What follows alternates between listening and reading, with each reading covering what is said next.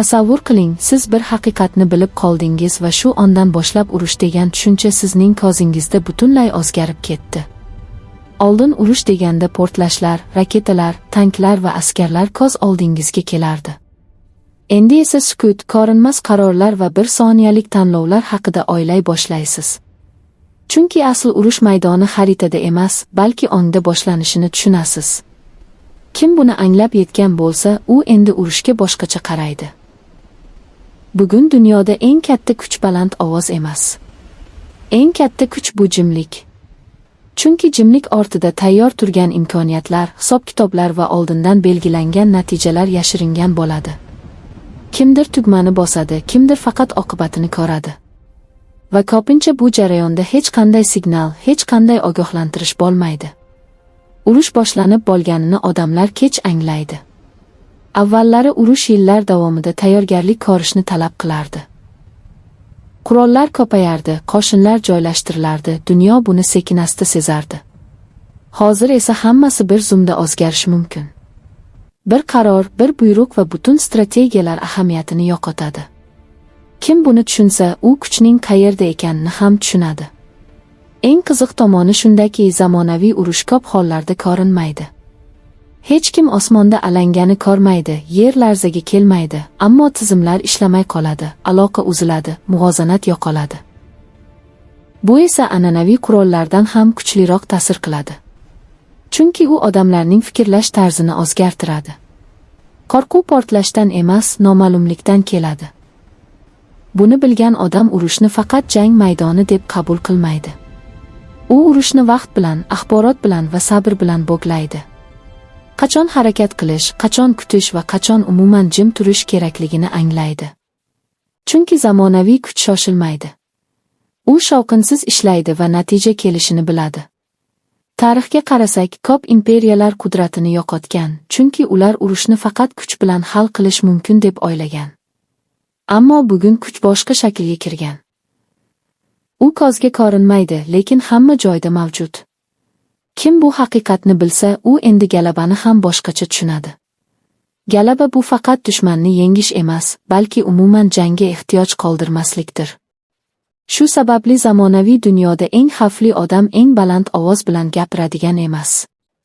Eng xavfli odam bu jim turgan, lekin nima qilayotganini aniq biladigan odamdir. U oldindan o'ylaydi, ehtimollarni hisoblaydi va natijani ko'z oldiga keltiradi. U uchun urush hissiyot emas, balki sovuq mantiqdir. Buni tushunganingizda yangiliklarni ham boshqacha ko'ra boshlaysiz. Qaysi voqea shunchaki shov-shuv, qaysi voqea esa jim, lekin muhim ekanini ajrata olasiz. Chunki haqiqiy o'zgarishlar doimo sekin va deyarli sezilmasdan keladi. Ular baland sarlavhalarda emas, kichik qarorlarda yashiringan bo'ladi. Bugun dunyo shunday bosqichga keldiki, urush boshlanishi uchun askarlarning yurishi shart emas. Ba'zan bitta tugma yetarli bo'ladi. Ba'zan esa hatto tugma ham kerak emas.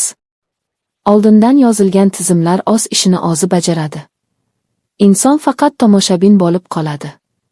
Bu esa mas'uliyat tushunchasini ham o'zgartiradi. Kim javobgar, qachon va nima uchun degan savollar ochiq qoladi. Buni bilgan odam endi urushni romantiklashtirmaydi. U uni film yoki o'yin sifatida ko'rmaydi. U urushning asl yuzini ko'radi. Bu yuz sokin, sovuq va hissiz bo'ladi. Va aynan shu hissizlik eng xavfli hisoblanadi. Chunki u qarorni kechiktirmaydi va afsuslanmaydi. Odamlar ko'pincha kuchni namoyish qilishni yaxshi ko'radi.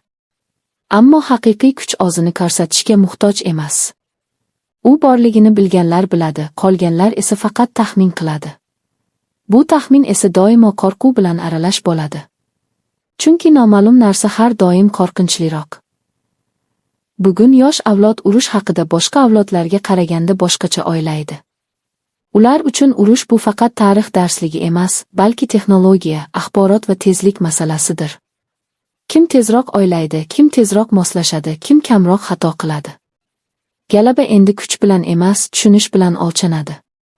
Buni anglagan odam tinchlikka ham boshqacha qaraydi. Tinchlik bu shunchaki urush yo'qligi emasligini tushunadi. Tinchlik bu muvozanat, nazorat va oldindan ko'ra bilish qobiliyatidir. Agar bu yo'qolsa, urush e'lon qilinmasdan ham boshlanishi mumkin. Shu sababli bugungi dunyoda eng muhim savol qaysi qurol kuchli emas. Eng muhim savol kim vaziyatni chuqurroq tushunadi degan savoldir. Chunki tushunish bo'lmagan joyda xato bo'ladi. Xato bo'lgan joyda esa oqibat muqarrar. Buni bilgan odam har bir xabarni, har bir sukutni va har bir kechikishni tahlil qiladi. U biladiki, ba'zan aytilmagan gap aytilgan gapdan ham muhimroq bo'ladi. Ba'zan harakat qilinmagani eng katta harakat hisoblanadi.